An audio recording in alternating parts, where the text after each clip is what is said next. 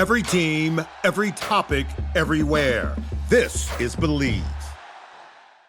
FunBelt Podcast. FunBelt Podcast. FunBelt Podcast. FunBelt Podcast. It's just a great conference that is at a point right now where they're, I think, clearly the best Group of Five conference in the country.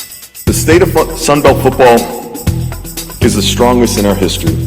And we got to continue to showcase what our league is about. This league is insane. Yeah, it might be like one of those 8 wonders of the world. And you can see just what a great Group of Five conference it really is. It's a big deal. Boy, life is looking pretty good in the Sun Belt these days.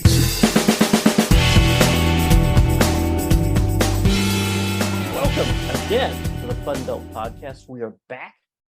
It is August, so that means that teams are reporting to camp. Also reporting to FunBelt Podcast right now is my battery mate, Thibs, Dusty Thibodeau from the Warhawk Report. I'm Jeremy Harper from HowRazor.com. We're supposed to be joined shortly by Shane Milton. We hope to have him pretty soon. He's running a little bit behind, but until then, we can entertain you. Thibodeau, how are you? Good, man. Just living the dream of the heat, knowing that the popping of pads has begun on the Sun Belt Conference campuses as we are getting even closer, Jeremy, to the start of the 2022 season. So, yeah, speaking of pads, there was kind of a funny story that came out from a guy named Jeff Reed. Not a funny story, but a funny moment in the story. Jeff Reed, he runs A-State Nation, and he has kind of a private, message board that he posts stories on. And he was reporting on day 3 of the Red Wolves camp. And day 3 is when they put on the pads and the freshmen get a real taste of some of the physicality that comes with college football. And a quote that came out was from Coach Jones. He says, "We are now thud." I thought that was hilarious. We are now thud, which I guess means the thud of the pads. Pow. Not necessarily. So thud is also a term for when you are basically going boom to the guy instead of hitting him live all the way, putting him in the dirt. It's a thud so that you were tackled, you were probably going to be hit hard, but we don't want to have any injuries racking up this early in camp, especially. Possibly. I think I like your definition, but I think I will make a hashtag. We are now thud for the season, just to make that something. I find it appropriate if there's a missed tackle on a play. That would be we are now dud, right? Well, yeah, we're done. We're thud. In the words of a former defensive coordinator at ULM, whenever they were going through camp, a guy missed the tackle, offensive player went on. He's like, whoa. If you do that on Saturday, the band's going to play. And guess what? I hate the band. Well done. Hey, speaking of hashtags, do the Warhawks have a hashtag? Something that they always put up on the end of their social media communiques? Best on the Bayou or Take Flight? Take Flight. Okay. Yeah, I need to start collecting these. Just make a kind of a grid of Sun Belt hashtags. I want to see if there's like can we rank them perhaps? I'm sure out there somewhere, if you hit the great Google machine, that there's things out there that show the interactions of social media and what those official hashtags are. Yeah. Rather us come up with our own. I still think back to last week when we learned about mustard buzzard being a derogatory term for Southern Miss. I still like it, and not as a derogatory term for the Eagles. I just like mustard buzzard. I think it's pretty funny. Honestly, the best, it's kind of like a Yankee Doodle Dandy. That was an insult from the British during colonial times. They thought that they were insulting the colonials. Well, the colonials took that and turned it into a rallying cry, right? Well, that's what Southern Miss should do. They should take, was it the Mustard Hawks, the Mustard Eagles? Buzzards? Mustard Buzzards. They should take that and run with it. They should make a logo. They should make T-shirts. They should make coffee mugs. They should paint it on the sides of buses. The Mustard Buzzards are in town, and they're going to pick the meat off your dead bones. I can only think of last year's Ole Miss game where the mustard bottle was thrown at Lane Kiffin. Yeah. In addition to that, we of course have also coined Viva la Boobcats. Yeah. Abbreviated to Viva.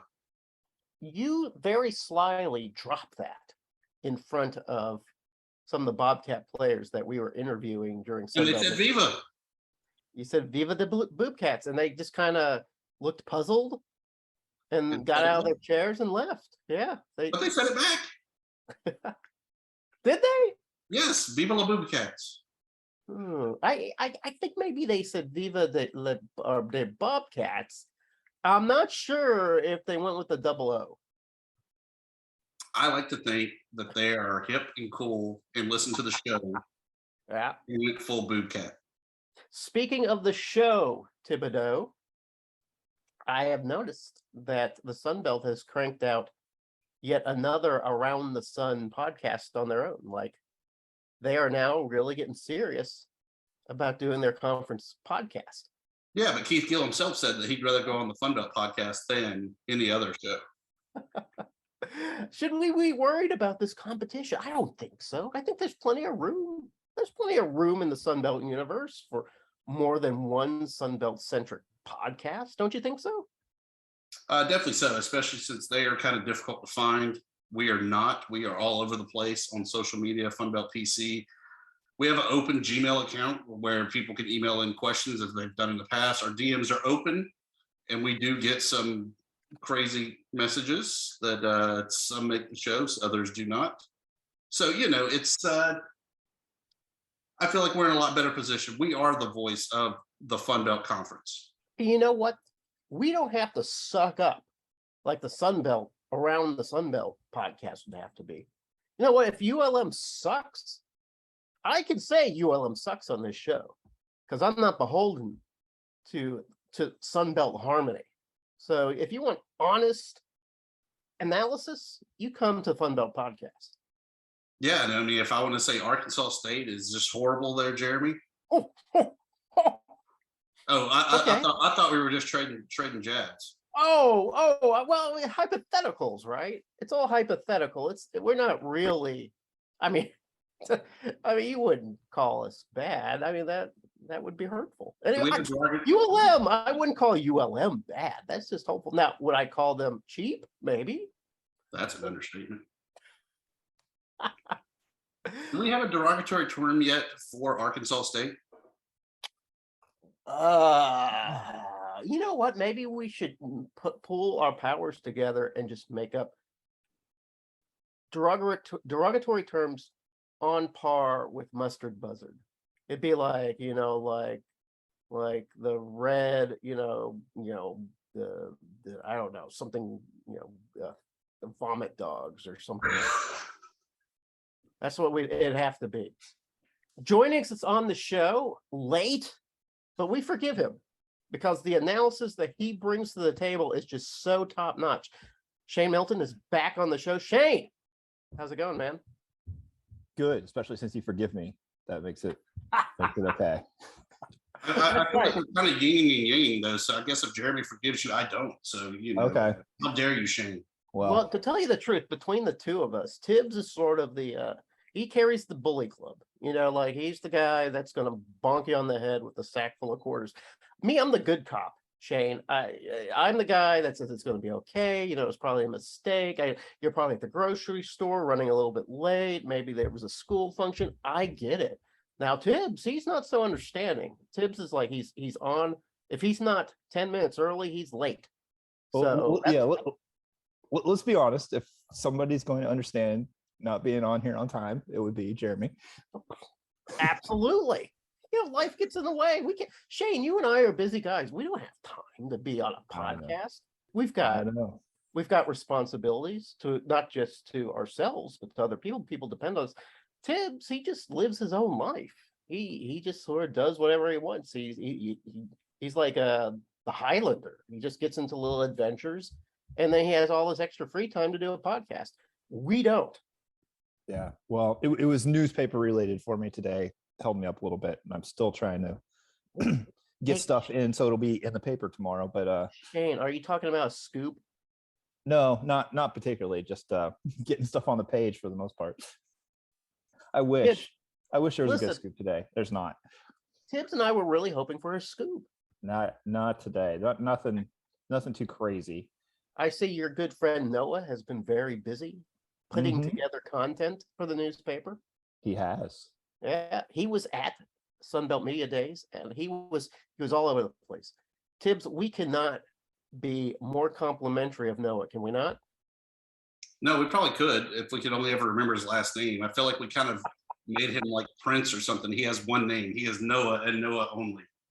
That works. Noah Fleischman, but Noah works. Fleischman. Don't tempt Jeremy with a name because he'll just butcher it. Just keep him as the Prince that is Noah. Yeah. Fleischman mayonnaise. I might remember that. That might help.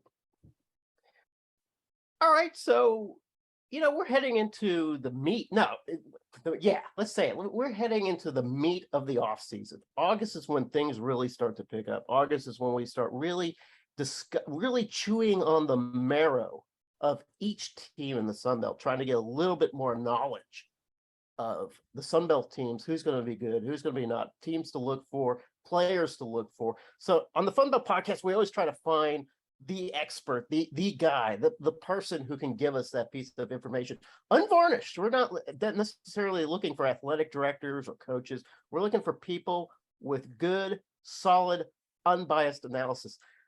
With us today is Creg Stephenson. He is sports reporter for AL.com, and I believe has a radio show as well. He can plug that for us too if he wants. Creg, how are you doing?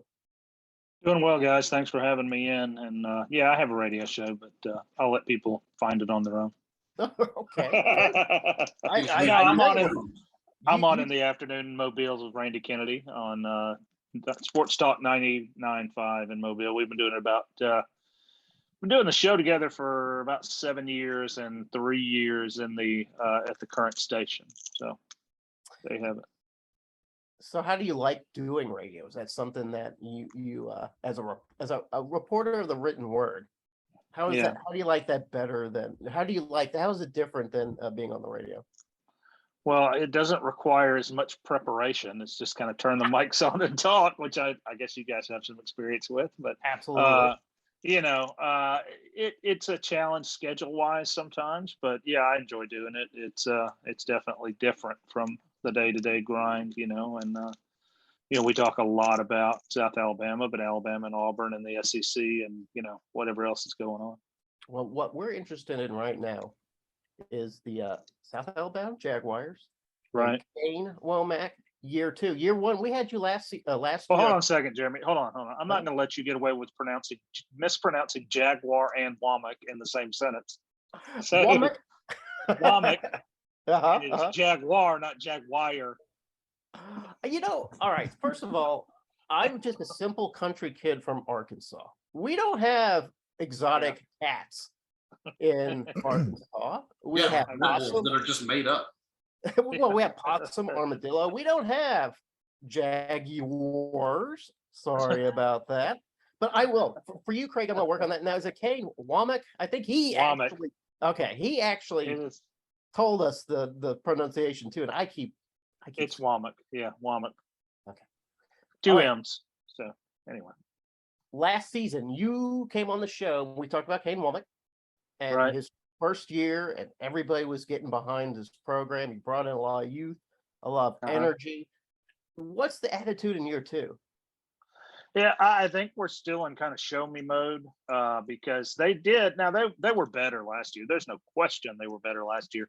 They upped the talent level to a degree. Jake Bentley made a big difference at quarterback. Had he not gotten hurt against Troy, not only would he probably have set every South Alabama passing record, I think they probably win that game and they're in a bowl game. So, that, and, they had Louisiana on the ropes late in that game. They had Coastal Carolina on the ropes for about 3 quarters and couldn't put them away. So I think that, it was a 5-win team, but with a break here and there, could have been a 7 or 8-win team, which would have been huge because South Alabama's been playing football since 2010 and has never finished with, well, I take that back. They've been playing Division I football since 2012 and have never finished with the winning record. They've had a couple of 6-6 teams that went to bowl games and lost, but they had one team that went 6-6 and did not get a bowl bid. So yeah, they're so I think winning record would be a huge thing this year, and I think they feel like they're headed in the right direction.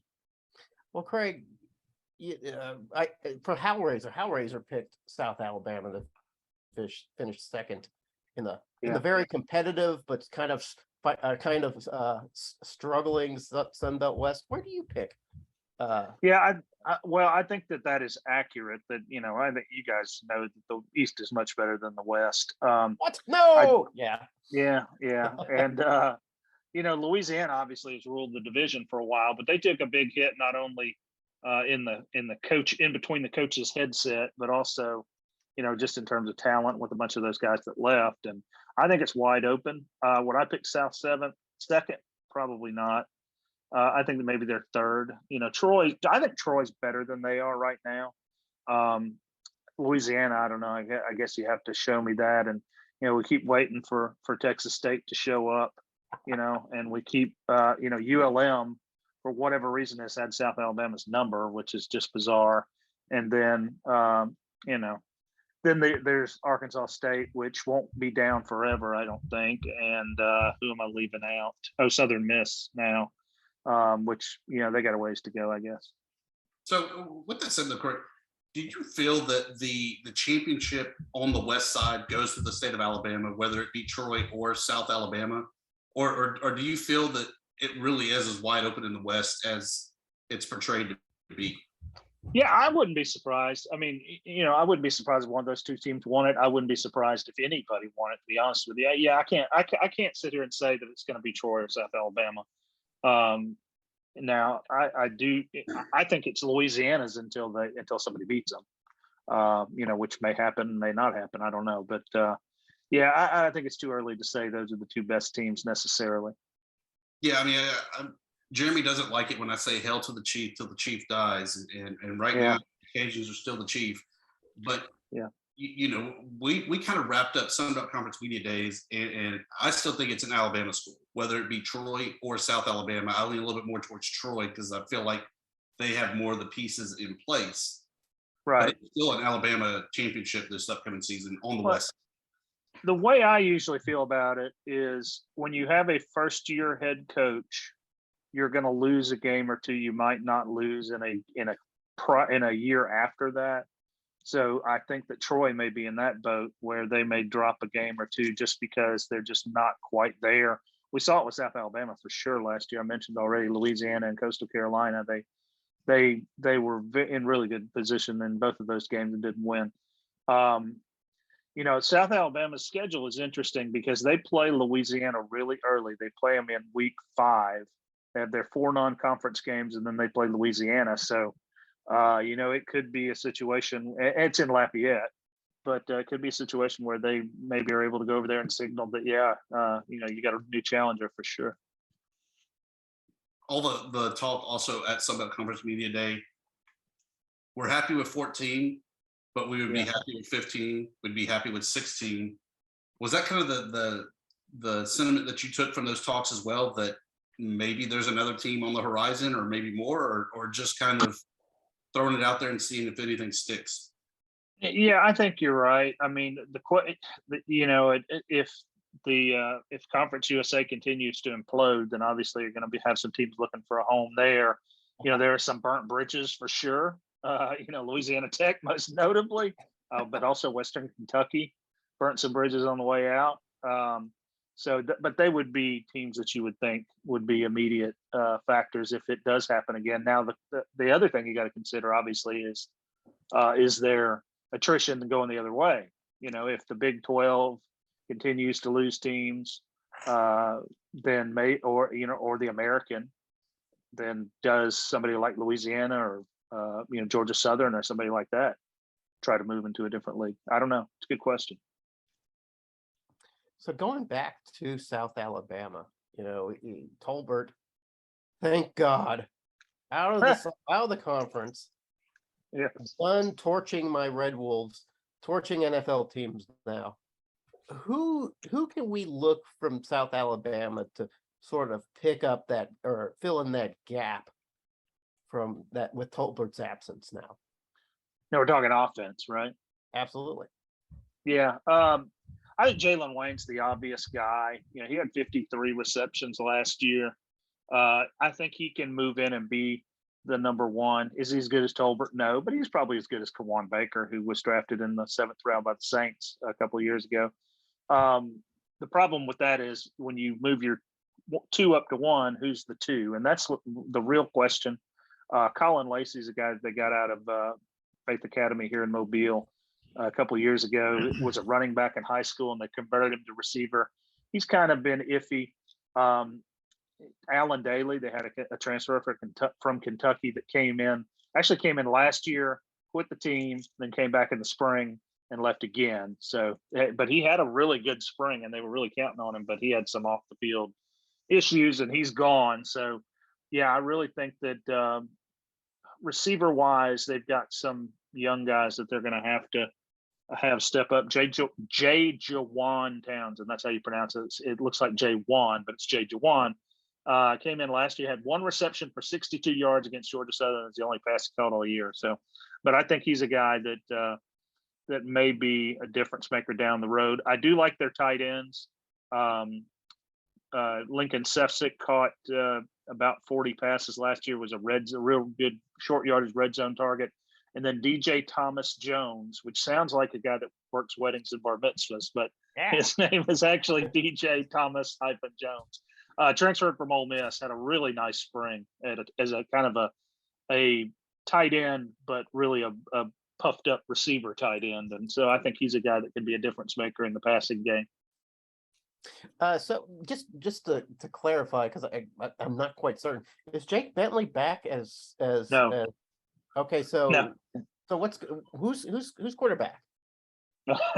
Okay, yeah, Bentley was a 6th year senior last year. Okay. Yeah, he's done. He actually, he hurt his knee late in the year, and I think he's a graduate assistant at Florida Atlantic now, so he pretty much went straight into coaching. He's with the Eagles right now doing GA work. There you go. Okay, yeah. Anyway, so his dad coaches down there somewhere.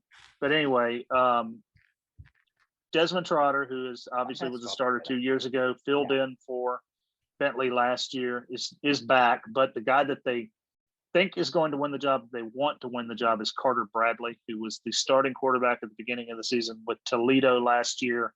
Ended up getting beat out by a younger guy, so he transferred in. He is the son of Gus Bradley, the former NFL head coach and now the defensive coordinator with the Indianapolis Colts. Really, really strong arm. Seems like a smart guy.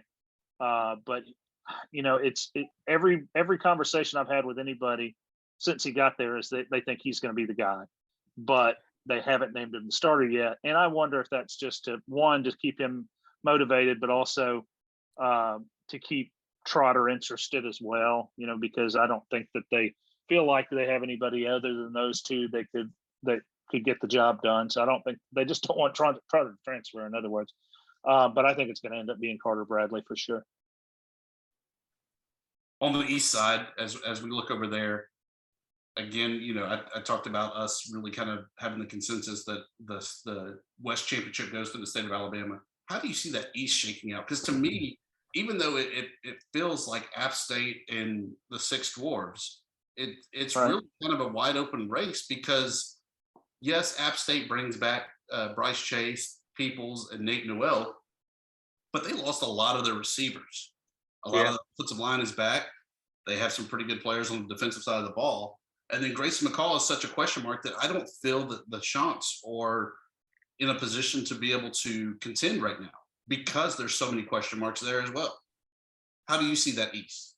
That's interesting. I guess App State's the best team over there, but it's hard to say. I'm interested to see how Marshall and ODU come in, and even James Madison moving up from FCS, although they're not eligible for the championship this year. But Marshall was a good team in CUSA. ODU has been off and on a good team in CUSA. I kind of like Georgia State, and Ben Moore's not here to take that bragging, but I do like them. I think they're going to be a good team. So I think if it maybe not App State, it might be them. And Coastal, yeah, but the top line talent though is so good, and they're one of those teams. It's like you kind of don't know how they do it, but they keep doing it. But I do think App State's probably the team to beat over there.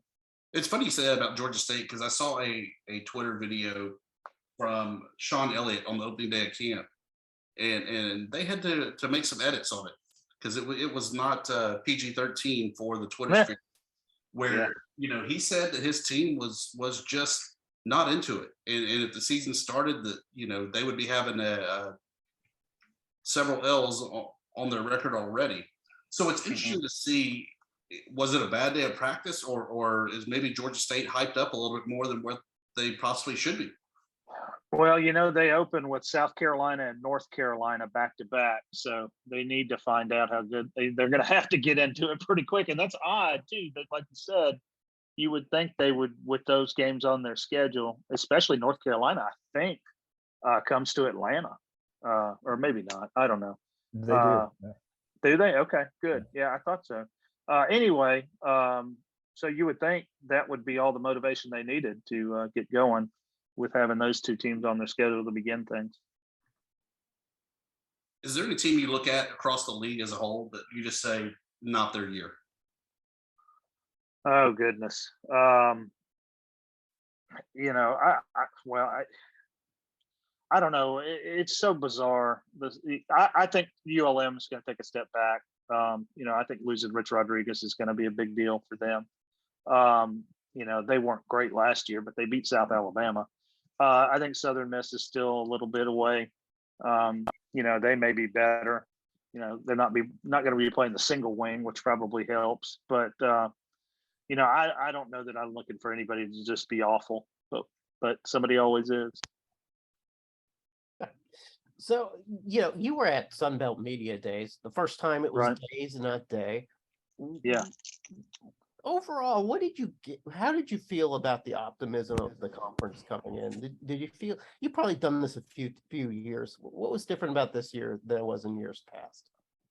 They definitely had their chest puffed out a little bit. And, I think they have, they hadn't quite killed Conference USA, but they have cut both of their legs out from under them. Oh, too bad. And that was always that's always been the thing, is that Conference USA had a little bit of an edge on the Sun Belt, and obviously they took a bunch of their teams the last time the expansion happened, and now it's been turned around, and Conference USA is on its deathbed, having to take multiple FCS teams and to survive, and so I think that's probably part of it. They definitely. They didn't lose anybody in the offseason, which a lot of conferences did, the American, even, obviously the Big 12 and the Pac 12, if, not immediately, but down the road. So, yeah, I think that there's they definitely feel good about things. Is it the best G5 conference? I don't know. I think it's probably too early to say, but, I think the AAC probably still is, but the Sun Belt definitely is not an afterthought anymore, I don't think. So going back to South Alabama, we talked a little bit about Tolbert, who's going to replace Tolbert. We talked a little bit about the quarterback battle that's going on between the transfer from Toledo and then Desmond Trotter. Who is one guy though that doesn't bubble to the surface when we talk about South Alabama, but a guy that you think is going to make a big impact? And I've seen him. He's seems to be healthy the first couple of days of practice, so that's going to get there. LaDamian Webb, who I think is a name that a lot of people know. He was Mr. Football in the state of Alabama about, seems like 7 years ago. It hadn't been that long, but anyway, went to junior college, was a great player in junior college. Went to Florida State for a year and was a contributor. Left Florida State and went to Troy for about 2 weeks, and then went back to junior college and was a junior college All-American last year. He came to South Alabama through about 5 practices. He's a running back. I don't know if I've said that already. Anyway, through about 5 practices, he looked about like he was the best player on the field. Then he broke his foot, and there was some concern that maybe it was going to be a long-term situation. but he came back from that pretty strong. But the funny thing is, I don't know if it's funny, but it happened during the off season. Because he had the big walking boot on his foot, he fell down the stairs and broke his hand. So, so he's got a big cast on his hand, but he's running fine now. So once he gets that cast off his hand, I do think he's going to be a real difference maker. South Alabama hasn't had a great running back in a long time. I mean, Trey Mentor was really, really good. He's probably the best one that I've seen.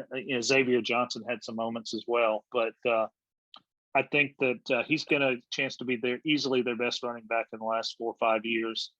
So I think that's a guy that could really make a difference. Offensive line wise, they brought in a ton of transfers. The one to really keep an eye on is Dante Lucas, who's probably going to be the starting left guard. He was a 4-star recruit that signed with Florida State out of high school, and he has really looked good in practice, both in the spring and early in camp. Greg, I just want to know how you keep up with this, because I feel like every year South Alabama has a guy that's like, he started off here and went there and got hurt. Yeah, on his 18th year of eligibility. How do you keep right. up all these guys like that? Do you have a chart?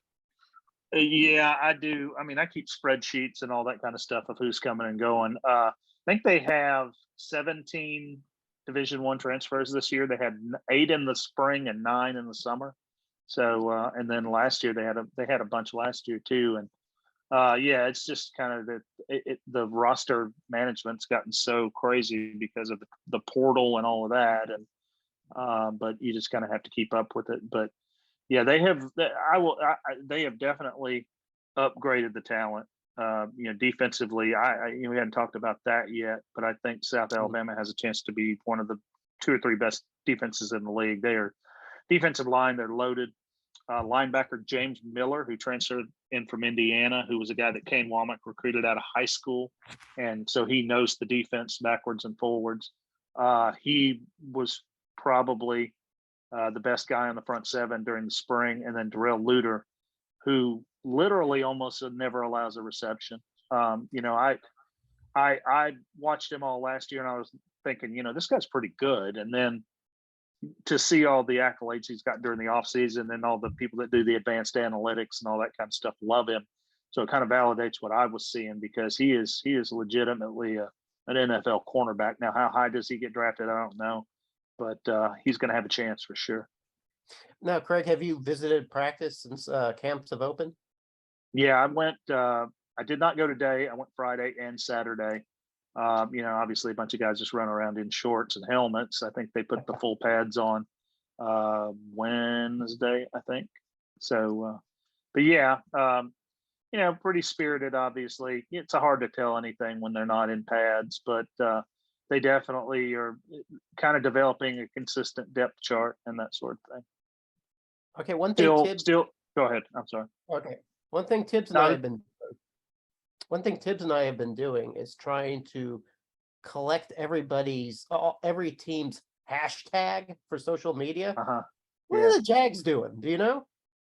Well, they have the LEO thing, which Womack stole from Indiana, which is a Tom Allen thing. Love each other. That's their thing.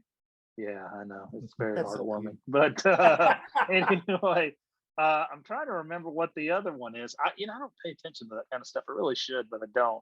We don't either. That's why we're like, maybe we should collect these. Hold on, Is it We Are South? That's not right. That's the branding of all their Twitter accounts. It's like We Are South FB, We Are South BKB, whatever. Looks like the hashtag, at least for fall camp, I don't know if this is a season thing, but it looks like it is hashtag just work. Just work. Not a fan. Right. Not a fan at all. Let me ask you this though, Craig. In addition to collecting all these hashtags, what's the derogatory term for a Jag?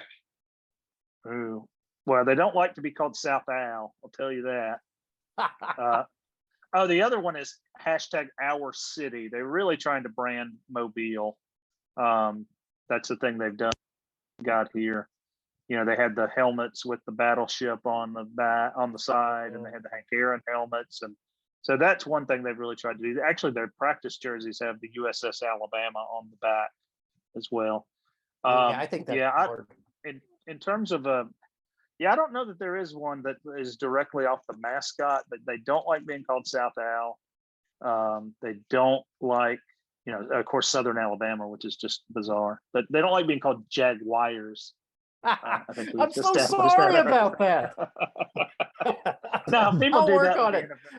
It's weird. I mean, people do it with the NFL team too. It's not that big a deal, but it's funny. Yeah, I mean, go ahead. Well, the reason why Thibs asked is because we're really charmed by the derogatory term for Southern Miss. What was it? The mustard buzzards. Right? Yeah, mustard buzzards. I've heard that. I grew up in Mississippi, so I've been hearing that for years. But I had never heard of that. I don't know if South has enough tradition to, they haven't been playing that long, so I don't know if they have been around long enough to develop one of those. But yeah, for sure, there's a lot of good ones that you can't say, publicly, but well, maybe the FunBelt podcast crew will do a little homework and we'll start assigning derogatory nicknames. Well, if you have anybody with Troy on, you can ask them, I guess. That might What be a South good Alabama's bizarre derogatory. I don't know of one. That's to be honest with you. We should ask your greatest enemies for that. Why are we doing all the hard work when we could be asking the enemies to get for us? Anybody got any more questions for Creg? Creg, we always love having you on there. Appreciate your time joining us on FunBelt Podcast. Hopefully it's unlike any other interview you ever do. Yeah, it's always fun. Hey, I owe Jeremy anyway. He came in and saved us during the media day when we didn't have another guest. I think I had to pull him down out of the bar. So. I was drinking. Yeah, I was like, you saved me from another hangover. Is what you did. That probably improved his interview. Yeah, he was good, no question. I'd love to be on anytime. You just let me know. I'll be there. Likewise, if you guys ever want to have me, hey, if South Alabama actually has a good year this year and you want to have me back, I'll be glad to do it. Absolutely. Yeah, I'll see you at some point this season, Creg, in Mobile, and we'll have drinks and tell lies about Jeremy. And quite frankly, I didn't realize there's so much tension between South Alabama and ULM. I did not realize that South Alabama had so much trouble with ULM. They're not. I don't think it's anything like that. It's just that for whatever reason, they claimed when they went up there, was it last year, that and don't take this personally, Thibs, but the stands were so empty they just couldn't get into it mentally. That's what they tried to say. Yes, yes, I love that kind of heat. Our plan is working, because how many times in the backyard were you going to have the game-winning free throw and you miss it? But all there were crickets around you. The plan is working. There you go. Going to be totally different this year, though. ULM, man, #1. There you go. All right, Creg, thanks a lot. All right, guys, take care.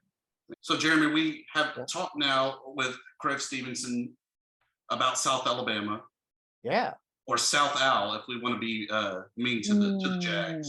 Yeah, I call them South Bama a lot, and I don't know if they like that either. Probably not. I wouldn't like that. I wonder if Lower Alabama is really a derogatory term for the Jags as well.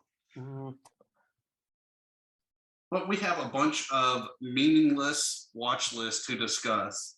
And as meaningless as I say they are, it really did come across as the Sun Belt being called the Run Belt, because the Doak Walker Award for the greatest running back in the land has 12 Sun Belt members on it, more than any other of the conferences, more than the Big Ten, more than the Pac-12, more than the ACC, more than the Big 12.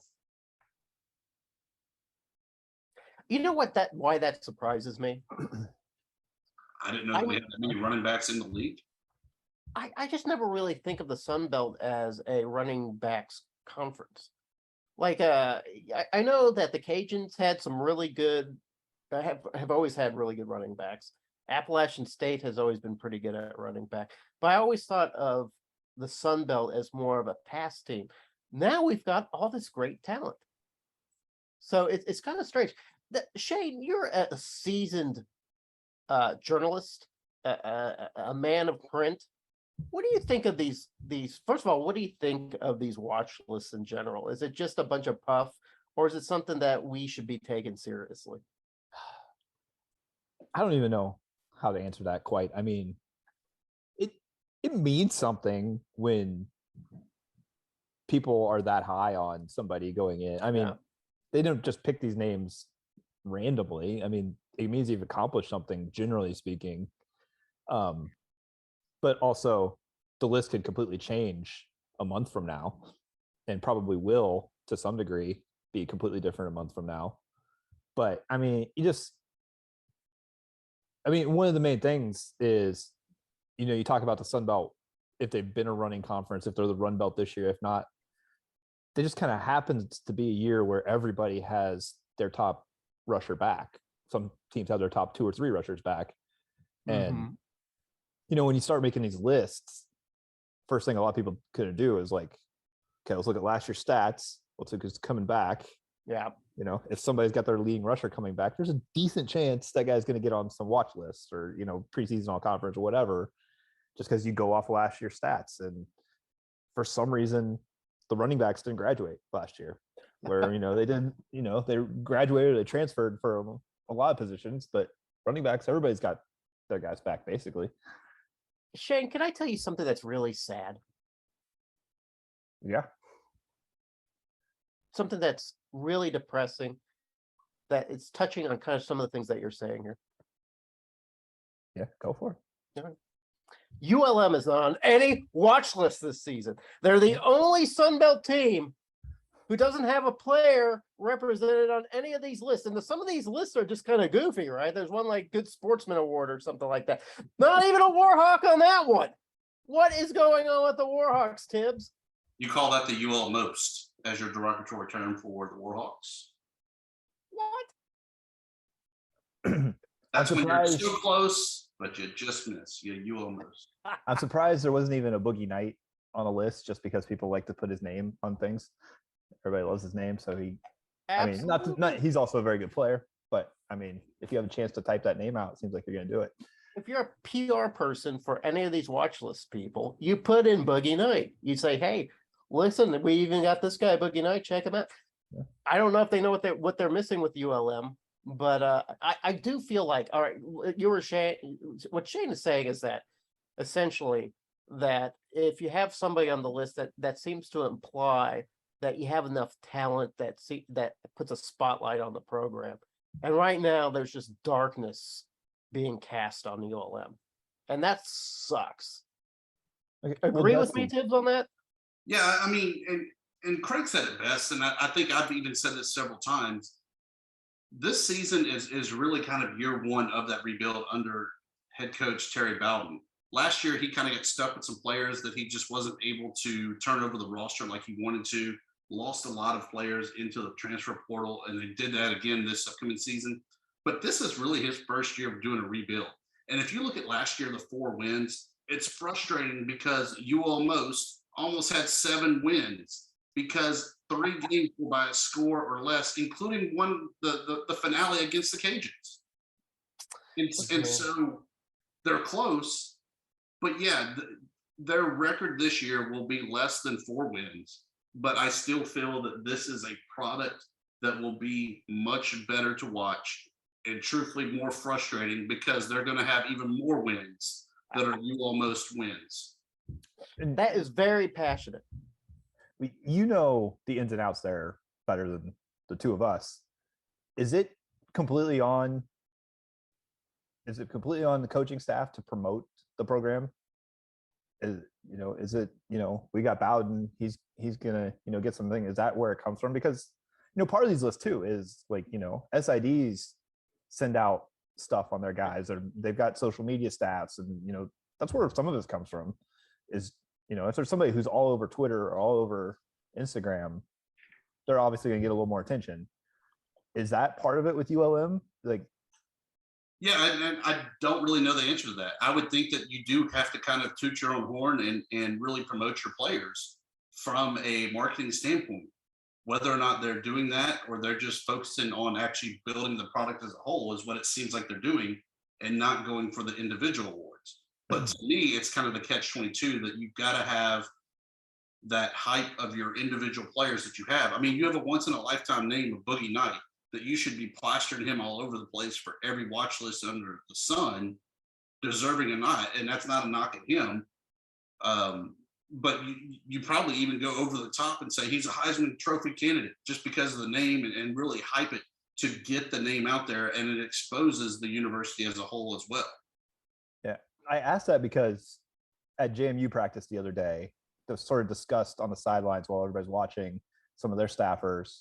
They didn't push their guys much for the preseason FBS stuff being the first year, but they kind of have a plan where it's like, you know, if Chris Thornton has 100 yards receiving the first 4 weeks of the season, then we're going to start like maybe pushing a little bit. It was part of the transition thing with them. They made that choice not to, where in the past they pushed for FCS awards all over the place, which just made me think, like, I wonder how much that differs from program to program, whether, you know, they have the social media staffing, you know, whether they're spending the money on that, whether it's something that, you know, if it's 100 things on the SID's list to do a day, maybe they don't get to pushing for the rewards and stuff. I just wondered how that varies from program to program. Yeah, you know, I noticed that FunBelt Media Days. It's actually you, Thibs, who pointed it out. You know, they brought their social media person to FunBelt Media Days to make sure that Texas State Bobcats had plenty of FunBelt presence on social media channels. I know Arkansas State has been much better at that in the past 5 or 6 years, where in the past they would tend to like try to be under the radar. I don't know if it was because they didn't want to make any waves with a certain school out west or what. But now they love tooting their own horns. From ULM, I wonder if it is a bit of I don't know, of a cost consideration. I'm anxious to see this year, though, how the Raging Cajun staff handles it, because they lost a lot of their creative people to Florida when Napier left the Cajuns. And I think that if you look at it, the quality of their social media is still there, but I don't think you've seen the quantity, as much stuff cranked out as you did last year. Well, quite frankly, I don't know if the Cajuns have the same level of stars to promote. You know, they don't have Levi anymore. They don't have some of those great running backs anymore. So who do you make the star of the franchise? I'm not sure. I mean, they still have Chris Smith there, the running back that should probably be a 1,000-yard rusher this upcoming season. So I mean, I think there's players out there for them to promote. And in addition to that, if nothing else, you have one of your own now as your head coach. It should be all about Mike DeZormo. Yeah, and you know what? I kind of heard that maybe he's in a little bit over his head as head coach. Have you heard that? I don't think it's necessarily like that. I think that he is definitely seeing that there's way more to being a head coach than what a lot of people perceive, and even him on the inside knew that the head coach did. I think that he has done a fantastic job of surrounding himself with a great staff that you see from a staffing standpoint much of a fall off. And in addition to that, I feel that he has really opened up and partnered with their AD, Dr. Brian Maggart, that he has the support of the department as a whole to get whatever he wants, whatever he needs to be successful and to continue that Cajuns program being atop the Sun Belt. Shane, switching gears a little bit, you seem to have implied that you've been at some JMU practices to open up the season. Have you? And how they look? I've been to two of their 3 practices so far, and you know, my untrained eye, I'm not a football scout by any means. They look pretty good. I think their starters, their first string, are ready for this transition. The question is, you know, some of the areas where do they have the same kind of depth they need? Like, you know, what happens if a cornerback gets hurt? What happens if, you know, a wide receiver gets hurt or a linebacker? But I feel like the 11 guys they're going to put on the field each side of the ball to start the season are capable of competing. And they've got extreme depth in a few places. Running back, they didn't get one of the 12 guys on the Doak Walker list, but they've got 4 or 5 very capable running backs. That's one place where they're really deep. The offensive defensive lines look pretty deep.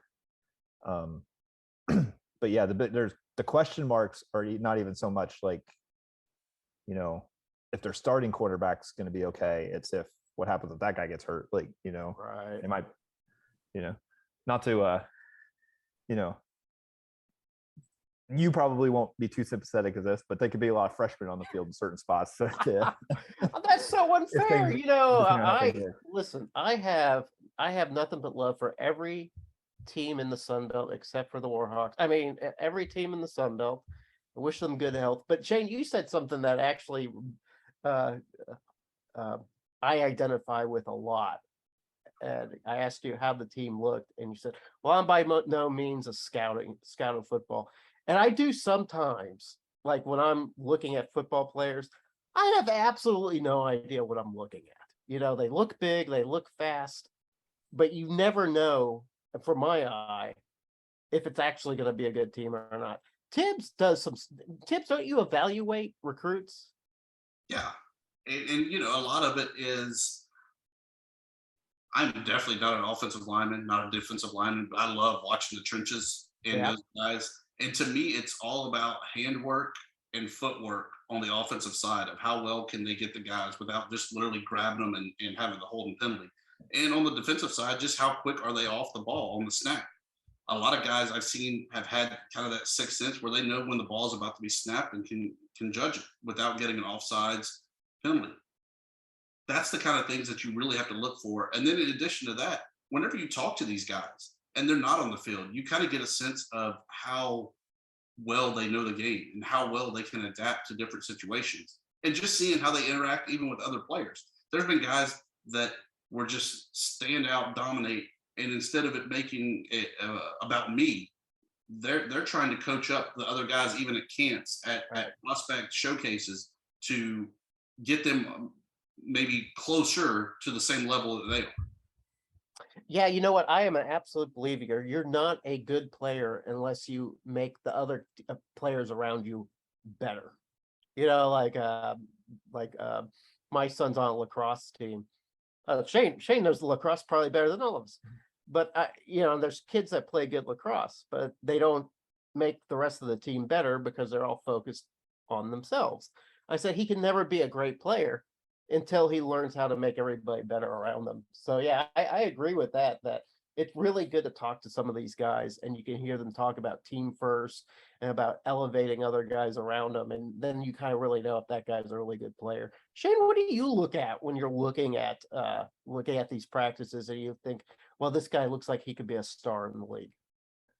I kind of how the coaches are responding to guys. I mean, like just, you know, going back to, you know, seeing JMU play the other day, their quarterback coach, Tino Sinceri, it's his reaction to passes where I don't see any difference between where one guy threw the ball and the other guy threw the ball. And, you know, it's a matter of like, you know, was it 3 inches too high or something like for the receiver? And just the level of precision they're looking for in some of these drills and stuff. You know, I'm not seeing the difference. So I have to kind of go by his reaction to that. And that's kind of, you know, where I look at it from an observer at practice and stuff, because when it kind of being around college football only made me realize there's so much about football I don't know, like that they understand the game at such a high level compared to, you know, just me as a guy who played a little bit 8-man high you know, school. I have to admit that the more I've watched, especially in a reporter's capacity, the better I've come to understand the game of football. But there's a lot of times when there's a play formation or something happens, I don't understand why something worked or didn't work. And then you'll hear people around you go, oh, yeah, well, he didn't have that guy out in the flat, and that's why he ran. Then I'm just like, my mind is blown. So I still have a lot to learn about the game of football. But you're going to hate watching a game with me. And maybe that's something that we need to do is have a Twitter live space for a random Sun Belt Conference game. And we'll give our analysis and play-by-play of you know, inability to know who just made that catch or anything like that.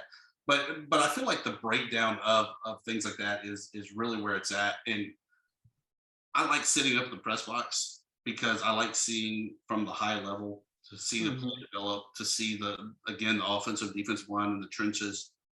The other place I like is the sideline, where you can actually hear the coaches and hear what they're saying the adjustments are, to then see how they play out on the field as well. You know what else is also useful is being able to go back to an ESPN3 replay and isolate certain plays and see why they broke down or why they were a success. I find that's very interesting. And then you find out where your weaknesses are pretty quick. But whether or not I understand, I'm really good, guys, at identifying weakness, not great at suggesting or recommending solutions to how to fix them. You know, I just say we need to be faster. You know, we need to be bigger. You know, I can do that.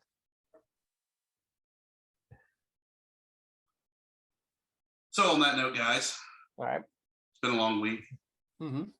Plugs, promos, parting shots. Shane, you're up first since you brought in the lateness. Yeah. If you're tardy, you got to do it first. Oh yeah, I don't even have much parting shot wise. I'll go back to my ODU baseball guy, Vinny Pasquantino. He's hitting for the Royals. They're finally went with the youth movement, traded away the malcontents, and looking for the future. And he's one of the guys for the future. So I'll keep sucking up to the ODU fans with the baseball talk. I'm sure that's going to elevate the number of listeners that we get from the ODU. That would be great. I hope so. That's the idea. Parting shot for me. Let's see. Well, all right. So I wrote a post for Hellraiser. It was based on a conversation Thibs and I had. That you misquoted me on. I did not say Western Kentucky, by the way. Did I misquote you? Well, that's okay. Like I said, I'm a writer, not a journalist. I'm there for perspective, not for accuracy. But we were talking about, you know, the mysterious quote from Commissioner Keith Gill about a possible 15th or 16th team or whatever. And it led to a discussion about should we be elevating more FCS teams. And I wrote an article with my point being, I think that baton needs to be passed. I think the Sun Belt has done a great job of picking up FCS teams on the rise, including James Madison, including Appalachian State, including Georgia Southern. All these guys have done really good to help the conference. But it's also a roll of the dice, because sometimes when you bring in FCS conference members, it takes some time to adjust. We've seen that with Texas State. We've seen that with Georgia State, although Georgia State will tell you, well, we were never really FCS or whatever. South Alabama is the same way, but it takes some time to adjust. I feel like now it's time to pass that baton, maybe the CUSA. So if you want to check out my argument for that, it's on hellraiser.com. I'd appreciate it. I could use the clicks. I think, Jeremy, you did kind of hit on something there. You have to remember that when Western Kentucky came up into the FBS ranks, they were terrible. I want to say they hit the 23-24 game losing skid under Dave Ellison, who was their coach at the time. Absolutely terrible. Yeah. They were, though, able to finally get things right. It just took some time. So I'm okay still with bringing up the FCS, but just knowing that it's not the quick fix. I do feel, though, that the Sun Belt is beyond having that quick fix of bringing up an FCS team, unless it was Jackson State. I know you love Jackson State. That if we could get a commitment that Dion would be there long term, I think that the Tigers would be a quality add to the West. It would give Southern Miss a good in-state rival as well, ULM a good regional rival as well, and be good for all of college football and especially the Sun Belt. But, you know, your argument is not without merit. I'll give you that. I do what I can, Jeremy. By the way, in terms of Western Kentucky, I always considered them an amusing basketball school, but that sort of adopted football later on, and it worked out. But yeah, I always liked Western Kentucky for their basketball. You know, my favorite mascot is Big Red. Hell yeah. forever and ever. My parting shot, guys. Got to do some traveling for work, so I will be out next week. But I learned that I have some United travel credits. So, road trip for the FunBelt guys is going to happen. All right. I don't know how the hell I got it. I hope they don't revoke it. Oh, no. But we have airfare. Well, you'll be welcome in Jonesboro if you want to fly to Jonesboro. We are going to the East Coast. That's Okay. all I can say. Hey, Shane, by the way, we're talking about derogatory terms for mascots. It seems like yours would be obvious. The James Madison Pukes. Yeah, they get that. Yeah. You get the more subtle one. This happened more with the CAA. The more subtle ones was never kind of acknowledging the advancement to becoming James Madison University. You'll still hear like some old William and Mary people and whatnot toss out Madison College.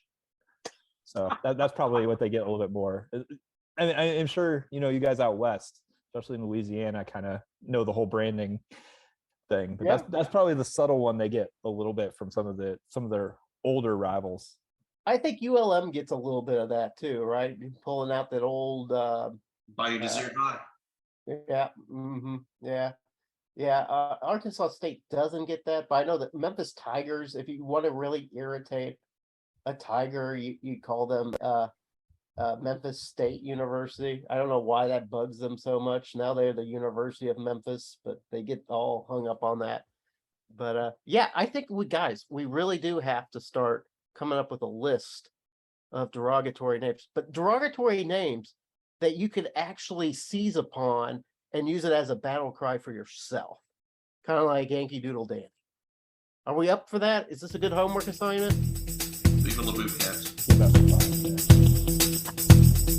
Okay, I think that's a good ending, guys. Edit that out, Dusty.